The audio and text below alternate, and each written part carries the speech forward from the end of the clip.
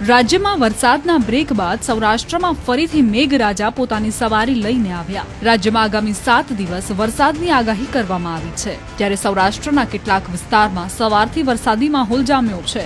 જૂનાગઢ શહેર સહિત જિલ્લામાં સાર્વત્રિક મેઘમહેર થઈ છે, જ્યારે રાજકોટના ધોરાજીમાં પણ ધોધમાર વરસાદ વરસ્યો। જૂનાગઢના વંથલી માંગરોળ પંથકમાં હળવાથી ભારે વરસાદી ઝાપટા નોંધાયા, તો રાજકોટના ધોરાજીમાં સતત બીજા દિવસે વરસાદી માહોલ જોવા મળ્યો। ભોળા, ચીખલિયા, પીપળિયા, ભૂતબળ, ગુંદાળા, વેગડી સહિતના ગામોમાં લાંબા વિરામ બાદ વરસાદ વરસ્યો, જેના કારણે રસ્તા પર પાણી વહેતા થયા। ધોરાજીના ગેલેક્સી ચોક, 3 દરવાજા, શાક માર્કેટ સહિતના વિસ્તારમાં રોડ પર પાણી ફરી વળ્યા।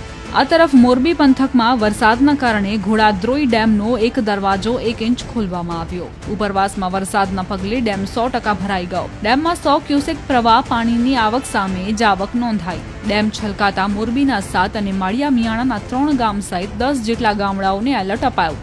હવામાન વિભાગે પોરબંદર, દ્વારકા, જામનગર, જૂનાગઢમાં અતિ ભારે વરસાદની આગાહી કરી છે, જ્યારે કચ્છ, મોરબી, રાજકોટ, ગીર સોમનાથમાં પણ ભારે વરસાદ થઈ શકે છે।